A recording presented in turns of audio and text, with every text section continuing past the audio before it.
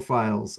Welcome to today's lightning lesson, how to be strategic when no one will teach you. I'm going to do just a couple of quick slides and we'll jump into the important part of today and why we're all here. We'll be done with our part of the presentation, the interview and kind of the lessons learned by the end of the 30 minutes. But Kate, who I'll introduce in a moment, and I have both agreed that we'll stay online for as long as there are questions from folks. Okay. Maybe by a show of thumbs up or whatever emoji or whatnot. I'm just curious, either in the chat or directly in the reaction, who here has heard the phrase, "I'd like you to be more strategic"? Yeah, okay. As I suspected, I have a number of times, and judging by the response to this, the registrations and the attendance, I feel like we've struck a nerve. So excellent. Today we're going to hopefully try to maybe demystify that a little bit. Why does this matter now? It's always mattered, right? Be more strategic as product people. That's really important to our overall goals and objectives and the role that we play. But also, it's become even more important now in this sort of new age of AI. AI is compressing and this tactical PM work, right? It's faster at writing PRDs or user stories. It's faster at identifying sentiment of user feedback. It's faster at parsing through data. But what it isn't better at is the rich strategic thinking and the connecting of very disparate dots that human beings are still good at. And so the fact that AI is compressing this work, this tactical work, means that we have an opportunity to do more with the strategic work, but also a little bit more of a spotlight on that. Uh, However, most organizations, certainly every organization I've been a part of, I don't believe teach strategic thinking effectively or systematically. Oftentimes, it's just sort of you learn it as you go.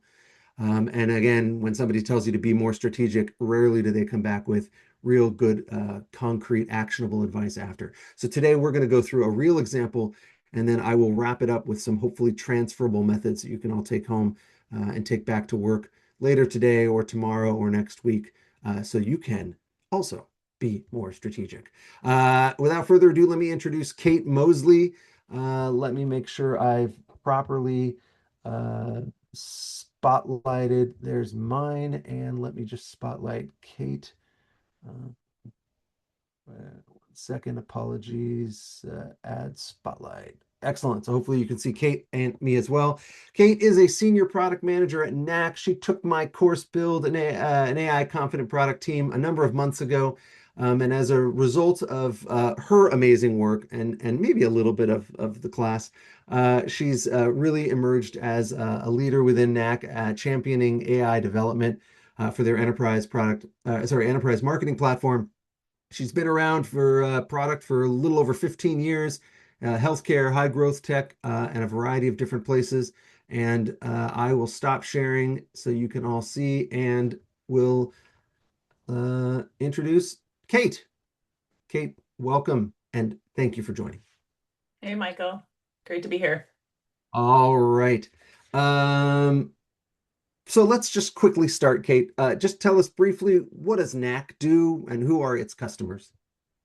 Sure. So Knack is a no-code email and landing page creation platform, and we're used by some of the largest tech and financial service companies in the world.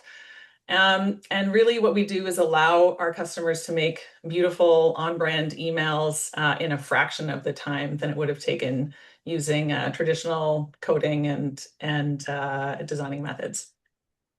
Awesome. Thank So you. someone like me can design an email who has no design experience with our drag and drop editor. So very cool functionality. Excellent. Love it. Fabulous. Okay. What part of the world are you calling in from, just so that everyone else can know? Yeah, I'm calling in from Ottawa, Canada. Awesome. Welcome. Okay, so let's just go back a few months, summer Mhm. 2025. Something happened that had an impact on your roadmap. Walk us through it. What happened? Yeah, so our developers were at a Google developer conference and uncovered that they had just announced the release of the Gemini Pro 2.5. And they discovered at that session that they could actually use AI to import HTML. So for folks who are not in email marketing, HTML can be super complex, and it has to render in all sorts of different platforms and different operating systems and different devices, phone devices. And so it unlocked this capability for us to be able to easily upload and import into our Knack email and landing page builder. And so we were really excited about this capability because it had been something that we'd been wanting to do for a long time, but truthfully was not on the roadmap. We knew that Michael's dog is coming for a visit. We knew that it would have taken a while to build that out with traditional methods. And so it had been on the back burner. I know our sales team was excited about having that but it wasn't something that we were actively pursuing, really. Okay. And so what was your initial reaction? Dev team comes back from this conference, they tell you, what's your reaction? Yeah, I think initial reaction was, this is exciting. We should consider jumping on this. Let's, do a spike to de-risk and see if this is really capable and if we can take this into our platform and take advantage of this. But understanding that the roadmap was already set, we'd already had commitments in place. We had other projects that were already underway that we would have had to deprioritize in order to bring this in. Yeah, so suddenly you're faced with this bit of a trade-off decision you have to kind of Mhm. wrestle with, yeah. Yeah. And so tell me kind of what were some of the things that you were thinking about? So yeah, big trade-off here. Being transparent, we were already in beta for a text generation tool, and this was something um, that was already pretty pervasive in the email marketing space. Like every other competitor has a text generation functionality. And while we were already in beta, we had some additional work that we wanted to include before we GA'd. So we had that GA target, this past summer that we wanted to achieve. So that was something that we had to consider deprioritizing in order to pull this in. We also were just kicking off another functionality to be able to use AI to review emails and landing pages. So acting as sort of an automated QA tool. And this tool would allow our customers to be able to just have another check to see that their emails and landing pages were on brand and that there was no, misspellings of product, the tone and writing language was on brand with their brand guidelines. And so that was one that, our customers were really excited about. Yeah, those two features both sound pretty important. And so, Yeah, were customers waiting for these? Had sales promised people? Was marketing sort of lined up and ready to go? Kind of, for where was the sure. organization around this? Yeah, for sure. So our certainly our customer success managers, they're socializing our roadmap with their client base. And so customers are expecting this. We'd already committed. I personally shown our roadmap in order to share that these are the things that were coming and that we were excited about. And here's when we're, aiming for. And so some of that kind of had to go out the window in order to be able to pull this in, really. Yeah. Okay. Yeah. Let me challenge you or push back a little bit on something because here's something that kind of comes to mind. So Hmm. this feature that you're talking about now being able to do with these new capability from Google, Hmm. it helps with onboarding, Yeah. but that's kind of it. So I mean, I don't want to diminish it too much. I mean, it's a big Hmm. help, but it helps with onboarding, which is kind of a one-time deal, right? Once Hmm. somebody's come onto your platform, they're not looking to convert they're now hopefully building all their emails going forward in your platform. So Yeah. why prioritize what is seemingly a one-time uh, feature over something Yeah. that, text generation, using AI to QA, make sure your emails are on brand. That's stuff they're going to use every day. So Hmm. how did you, why? Yeah. Valid question. Um, with the onboarding piece alone, I think all of us are looking at ways to do more with the same number of people. And so becoming more efficient was something that we thought was really valuable for our implementation team to be able to onboard more customers at once and cut down those cycles. But a big part of it is also the expansion opportunity. So we have a very impressive list of clients. We've got a lot of penetration within those organizations, but there's always more. And so knowing that this would make it so much easier for those expansion opportunities within those large Fortune 100 companies where there is a lot of marketing departments that could also be taking advantage of our product. And we'd already been through the gamut of, security reviews and data privacy reviews, and, leadership gets on board. And so you'd already sort of been through a lot of those hurdles. It was just expanding within different departments, or maybe, we had the North American marketing team, but not some of the global teams. And it's just so much easier for those other teams knowing, okay, I've got 100 templates, like who's going to rebuild this within the Knak platform when we get on board? And now that becomes like that argument basically goes away entirely. So it was, it was seen as a barrier for expansion without having this in place. Got it. Okay, so this isn't necessarily about landing new logos, new companies that you're never done Mhm. business with. I mean, of course, that's always something that sales is working on, but this is more Yeah. about expanding within those that you already had. Yeah. I would actually say it's both because this tool is now um, a huge advantage to our sales Yeah, sales and business development teams. And just to give you an example, it used to every single time one of our sales teams gets on a call with a prospect and they're running through like here's the Knack platform. We always like to actually find one of their emails, either sign up for a newsletter, get one of their emails, or find it online. And so being able to actually pull one of those emails and import it into the Knack platform and give them a demo with one of their own content is so powerful. wow. And our teams used to just take the time to rebuild the emails. Like that's not a quick process. And so Yeah. this just it means they can do it in a fraction of the time, like sometimes 5 minutes versus what would have taken hours. Okay. All right. Wow. What other factors did you evaluate then before deciding to blow up the roadmap, which is always a little bit of a painful process? Yeah, for sure. So we considered adoption constraints. And so with Yeah. some of our other AI features, like the text generation is a good example. Some of our customers that copy for an email, for a whole campaign is pre-approved in Asana or some project management tool, like legal's already approved it, and they're just Right. plunking it into our platform, doing the design and layout and making it dynamic and personalized, etc. So this we saw this as something that like everyone could take advantage of right out of the gate. Yeah. Time to deliver was a huge factor. So again, I mentioned that this wasn't even on the roadmap, even though we wanted, it was kind of one of those things that's on the backlog that takes a Yeah. while to move forward.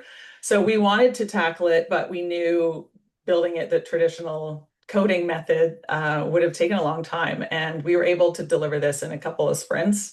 It was pretty lightweight. So that was a huge factor. The resource impact for sure. So our implementation team, again, we're trying to do more with less. We're trying to Yeah. ensure that we don't need to double our implementation team every time we're doubling the number of customers that are coming in. And so being able to do more onboardings with the same number of people, like that is pretty compelling. It reduces our CAC, it helps with activation, they're getting time to value sooner. Like these are all really important factors that we're considering. Strategically, this had really good strategic alignment because it meant that we are about to do a huge launch, and I can talk about it now because it's already, on LinkedIn. And so in about 2 weeks' time, we're doing a big launch for full campaign generation with AI. And so it actually became a really good building block for that functionality because we were importing HTML with AI and rebuilding it within the Knack code, which is kind of the secret sauce that makes sure that every time you send it out, no matter what type of device or email client you're using, it's going to render properly. And that's kind of our moat, I guess you could say. And so that was, yeah, strategically, it was really positive and felt really aligned with what we were doing immediately next. And we had already begun planning that. And then that sales cycle impact and that I spoke about was really huge. So being able to close new deals faster because the customers can immediately see, oh, I know that I'm not going to have a huge wait time in order to get all my emails rebuilt. Like cutting down that time is pretty huge. And again, one of our solution consultants that had been pushing for this really hard, he actually took a pretty interesting gamble, which I'd love to share. He was on a call with one of the world's largest, online marketplaces, and he found their email on this public site called reallygoodemails.com that promotes beautifully made emails. And live on this demo call, downloads the HTML, uploads it into our system, and then bang, like the customer got to see their email just immediately recreated in our platform. So they know that, okay, all of our designs can be rendered within our platform and they can use our tool. And they were like just eyes lit up during that call. So I think it's making a huge impact during the sales cycle for sure. Yeah, I would imagine that's probably a big barrier for sales, that the whole like, oh, but we are already in this system. The switching effort and cost is so much. And so Oh, now you kind of yeah, immediately remove that. That's pretty for amazing. sure. Um, Yeah. so out of curiosity, any of your closest competitors that are targeting these Fortune 100 companies, right? Because what you've got from Google is publicly available. Have any Yeah. of them done what you're doing? Not so far. We did have one competitor that's a little bit more targeting the small, mid-sized business. They did come out with something right around the time that we released to our alpha cohort for testing. And theirs was not with AI, so a little bit of a different Yeah. approach. I imagine it would have taken them a really long time to build because they would have Mhm. had to, you're accounting for all sorts of quirks in HTML files. Awesome. Okay, so Mm. competitive advantage Yeah, thus far, which is amazing. So yeah, let me ask you another question, because you've been doing this for a while, yeah. product management. So Hmm. try to reflect back to Kate as a first or second year product manager, right? You're Hmm. new to this, you're just trying to figure this all out. What Yeah. would she have done in this situation? Hmm. Analysis paralysis for one. I Yeah, think. yeah, I think I would have been concerned about, what do we do with the roadmap? What do we do with it? We've already made these commitments. I would have been really concerned about that. I think over time, as a product manager, you learn that, yeah, things change and never commit to dates because they can change. So understanding that, the roadmap is flexible, it's not a contract, I think is a big part. yeah, Um, I think I would have wanted a lot more customer validation and spent a lot more time in discovery and just validating that this was important to our customers and that they would use it. We'd had those signals from our sales team already, and so we knew that that was a desire. But again, you just want to kind of go through the motions and yeah, do design reviews, et cetera. So that takes time. Like that would have been a few more weeks before making a call. yeah, I think I would have underestimated the internal efficiency and operational efficiency of our, how it would impact our implementation team and our sales team and their cycles. So, that reduction in implementation time is huge. I mean, we had one of our large customers had been at one Amazon business and then moved to another one. And so she was, a champion for us. She'd already gone through the implementation just last year, and it took a full week to rebuild the templates. And so she'd planned for that this year. And then right around the time that we launched this capability and she was able to take advantage of it, it took her 2 hours to be able to like get all the emails amazing. implemented, do the tweaks that she needed. So, fix up the little pieces that didn't import correctly. And she was basically moving on to the next phase. She had to redo her whole plan and expedite it by almost a full week. So it was very cool to see. Wow, amazing. All right, I want to make sure we're mindful of time. Yes. Amazing story, Kate. So obviously stick around. But what I want to do now is sort of try to digest everything you just shared with us, your lived experience over these last couple of months, into what we'll have really are kind of five patterns of how to be strategic, right? So let me just kind of go through these. The first one, you already mentioned this, right? Treat the roadmap as a hypothesis to be tested, not a commitment to be defended. right? So a tactical PM would be, hey, does this fit our existing plan? Strategic PM says, should I change my plan based on this, right? So start with the changing of the plan is definitely always on the table. You questioned your entire roadmap, not just whether or not this fit what you were currently doing. Strategic pattern number two, every yes requires clearly articulating and accepting what you're saying no to. And oftentimes I think as product managers, we inherently get that, but not everybody else we work with does. Not all the stakeholders do. And I think it's on us, it's our obligation as product managers to make that super clear to executives, to sales, to marketing, right? A tactical PM says, great, I can do this in 2 sprints. A strategic PM says, well, here's the things we're going to have to deprioritize. Is that worth it? And really sort of immediately looking at that opportunity cost from the very beginning. Understand how your business creates value, not just what customers ask for. So this was great because you pointed out the text generation and the QA with AI. I mean, these are features customers were asking for and they wanted. And yet I kind of challenged you on this. You went for something that was all about onboarding, but you understood the value and the way Knack can grow most effectively was certainly landing new business, but expanding within the significant customers that you already have. And this would open up and unlock, kind of that's the key. It unlocks this ability to start going after these other marketing departments and other regions within existing customers where you're already proven, already accepted by legal, already accepted by procurement, etc. Pattern four, one-dimensional thinking is tactical. Strategic thinking is always multidimensional. And there's going to be a lot. Some of the ones that I think we just heard from you, customer value and adoption. How does this position us competitively, right? You talked about that, and it's already still an impact. What's the resource impact, right? It's going to add to engineering and it's going to delay other things they're working on. But what's the impact it's going to have that's a huge advantage for the onboarding team? Strategic timing, this lined up really nicely with kind of your end of the year plans that you're moving forward on now. How does this impact the overall sales cycle, expansion opportunity? So I think hopefully people got a sense from when you were talking that you were looking at this uh, challenge, this opportunity from a lot of different angles, right? You were kind of walking around it all the different ways and looking at it with a lot of different sort of glasses or viewpoints.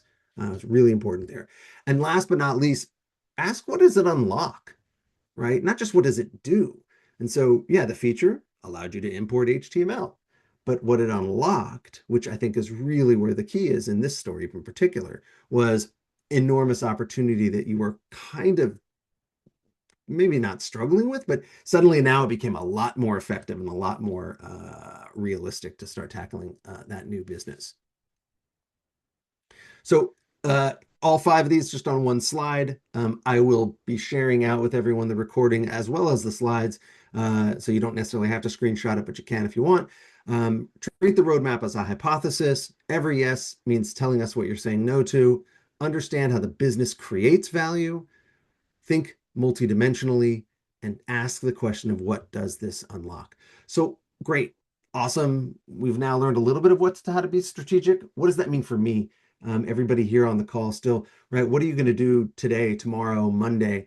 The next time somebody asks you for something or tries to drop something onto the roadmap, right? Make sure you ask that opportunity cost question, right?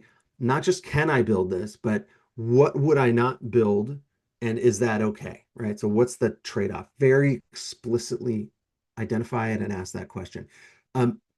Conscientiously think in multi-dimensions, right? You should be asking the same question. Should I take this feature on or not? Should I tackle this new market or not?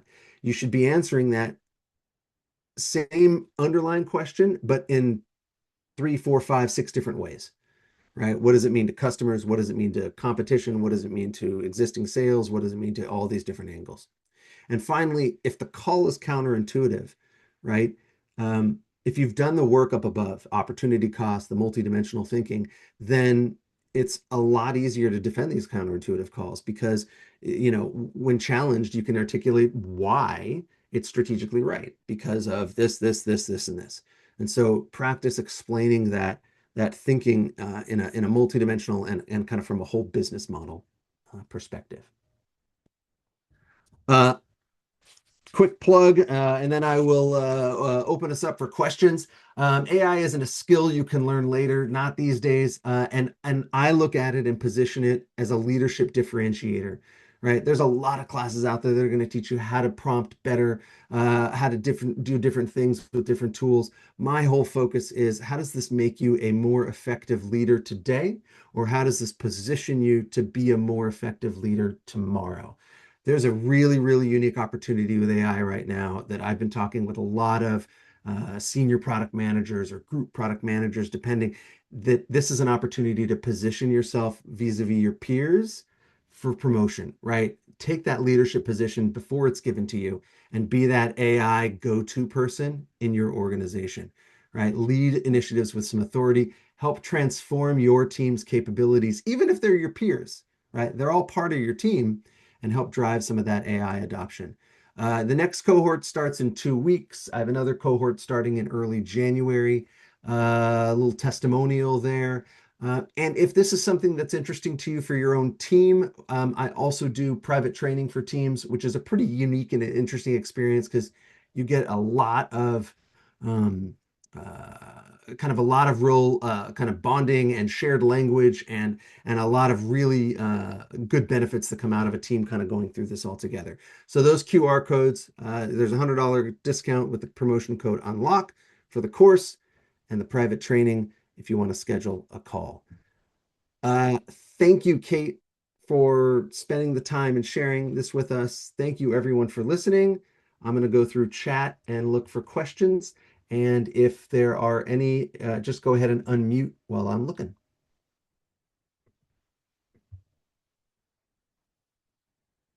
Awesome. Thanks, Michael. Yeah, of course. Let's see. I'm looking here. What do we got? Comments and questions. Matt Hoffman, so much of this talk resonates with a book I just finished, Build What Matters by Ben Foster. Awesome. Yeah. Thank you for that real world use case around roadmap reprioritization. Yeah, I think it's nice to sort of see that other people go through some of the same battles, challenges, roller coaster ride. Yeah, for Dina, thank sure. you. Dina's a former student. She's on the call as well. Thank you, Dina, for the endorsement. I appreciate that. Um, Questions. Eve's in a career pivot. Great motivation. Yeah, Eve, it's tough out there. I'm really think it's fantastic career pivot. I think best of luck if there's any way that we can help or any support we can provide. You've got a really strong community here as well. Yeah, and I'm not paid to say this, I promise, but Michael's course was really what I needed to accelerate my AI adoption skills and in the context of product management. So yeah, Thank you. highly Thank you. recommend. Not being paid to say that. That's true. Where? I look, I just finished up a cohort not too long ago, and one of my students really sort of he got it, and his whole kind of with the last project, which is kind of the setting yourself up for what's next.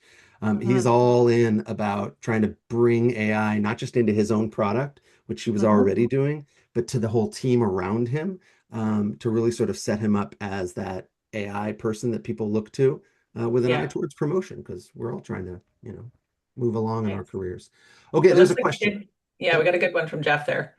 yeah, let me read it and then it's going to be a you, I think. Do you find business owners or deciders want detailed ROI or metrics to get behind a proposed effort, meaning stricter proof, or do they respect a stated connection of features, etc., to related business, OKR, KPI benefit, looser? UX design lead point of view. Jeff, thanks for the question. Kate, what do you think? So I think it completely depends on the organization. I know at Knack, we're big fans of take calculated risks. And so this would have been a perfect example of that, where we saw the signals. I think we had good evidence across the different um, aspects and different outcomes that we could achieve with this. It wasn't, again, just, adoption of one feature. It was, oh, look at all these other things it's unlocking, as Michael said. And that was enough. And I think I'm lucky to work at a company that trusts our strategic judgment in order to make those calls. So that has a big part of it. But it really, I think it depends on your organization. I know some organizations want pages of documentation on the business proposal and the proof behind it. And again, I think we didn't really get a chance to touch on it, but this is such a wild time to be in product management when the market is shifting so quickly. We've never experienced anything like this before, and you don't really have time to spend that much time in the documentation phase, and getting that proof. So Yeah. yeah, I would say it's really sometimes you have to look at all the signals and then make a gut decision and then just go for it. Yeah, I think that's exactly right. The only thing I would add to that, I think it also depends on the product manager and what level of sort of trust and credibility you've earned, right? If you're Totally. brand new to the team, you just joined, Yeah. they're going to probably want to see a little bit more of show your work. Yeah. But if you've been around there, you've made some calls, some have worked, some haven't, but most have, or the ones that didn't weren't hugely, risky or debilitating. You earn a lot more trust. But yeah, I think it's going to be a matter of how much you can get away with, showing your work or not. Yeah. Leica asks, how is this course different from other AI strategy courses? From what I can tell, right, and I haven't taken other courses, I've gone through and looked at their syllabus and some of the what they offer and kind of the way they position themselves. And I would say that the difference really is my I start with this idea that look, AI is changing so fast that whatever I teach you is going to be obsolete in a month or six or whenever. And so more importantly, I want to teach how to embrace and leverage AI sort of at a strategic perspective, different ways to look at it, different things we have to be mindful of that are all kind of independent of what tool you're using. Are you using chat? Are you using cursor? Whatever. And so it's more of a higher level of thinking, less around the tools and more around how to think like a strategic product manager when it comes to AI. Not sure if that answered your question. If you have follow-up, please reach out. Um, Anybody else? I don't see any more in chat, but if anybody wants to unmute and ask, go for it.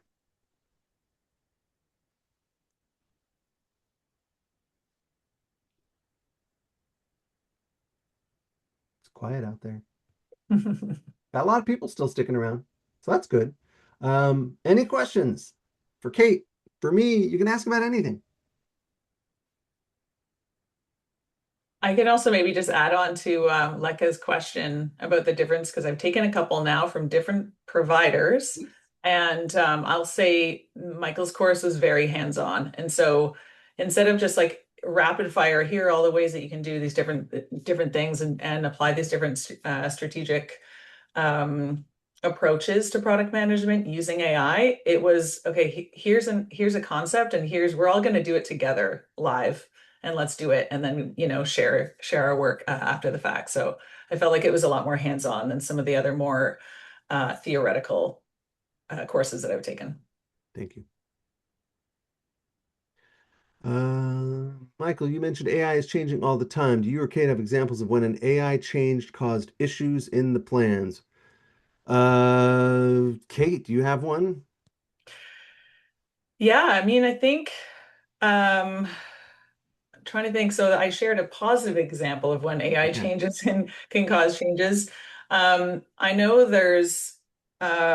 well, I mean, today was a good example. Cloudflare was out across yeah. everywhere. I think a lot of ChatGPT was down. So if your whole platform was predicated on one specific model and you didn't have other models available, you didn't have a multi-model platform, then you'd be pretty stuck. Your platform would be down because it's based on that one provider. So I think that is probably going to be changing a lot of plans for folks who maybe solely relied on the ChatGPT platform as being a provider for them.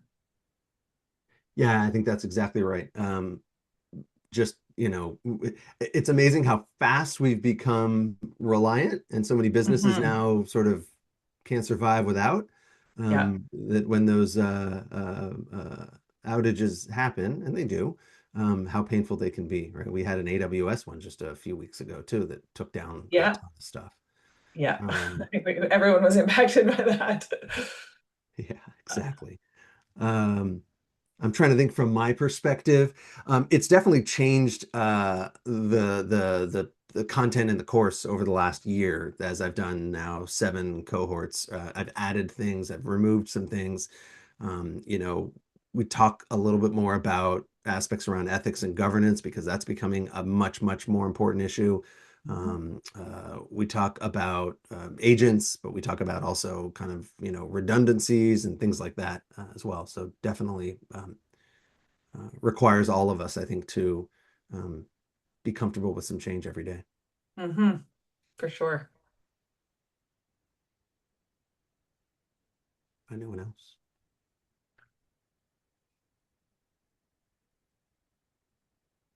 Okay.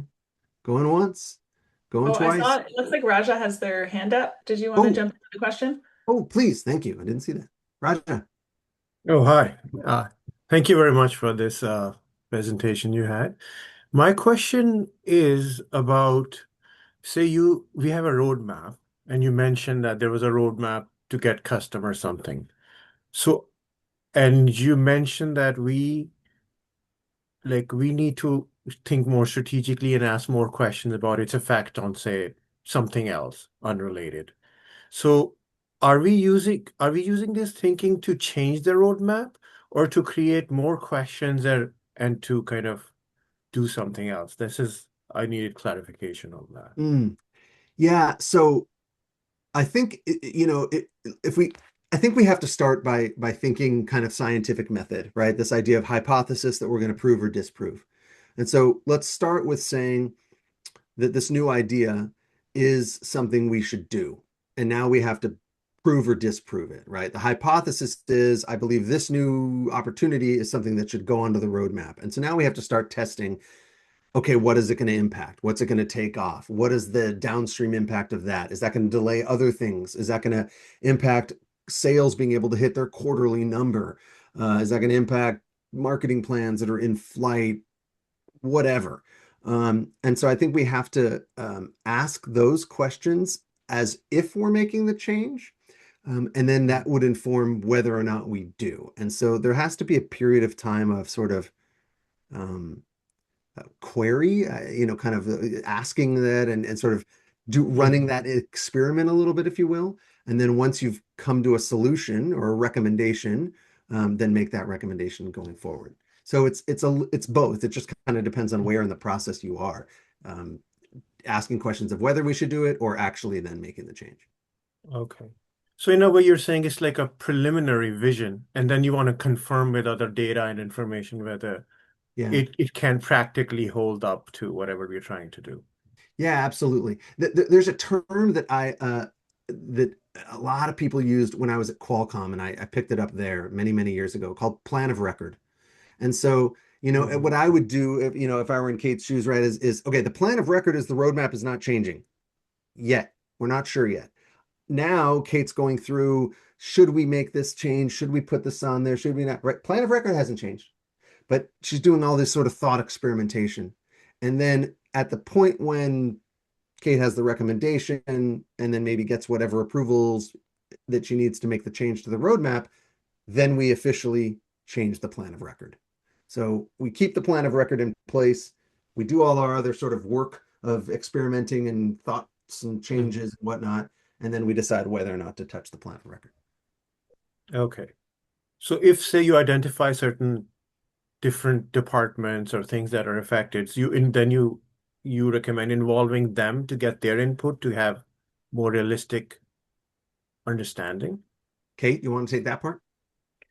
Yeah, I think getting your stakeholders internally involved at every phase of the process is super important. In this case, um, we relied on our internal teams to do a lot of testing ahead of time, and so we had to make sure that we had their availability to be able to do testing for us. And I think that goes for any sort of roadmap change, especially if you're making a drastic change. those customer-facing teams that maybe were expecting to be able to release that and share that new feature, some of those text generation features, let's say with their clients that they're responsible for, their book of clients. I think, making sure that they were aware, okay, we're pivoting, here's why.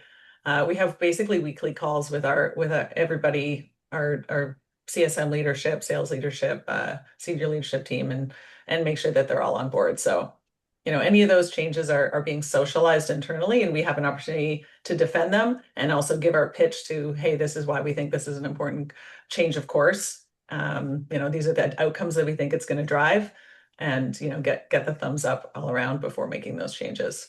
It definitely doesn't happen in a silo. Well, thank you, Kate and Michael. Yeah, thanks for the question, Yeah. Roger. Anyone else?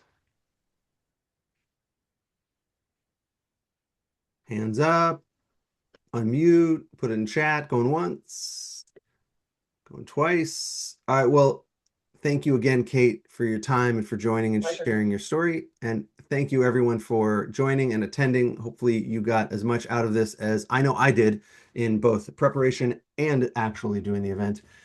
So thanks, everyone. And like I said, I'll send out recording as well as materials and links and whatnot in email a bit later today. Thanks, everyone, and have a great rest of your day. Thanks all.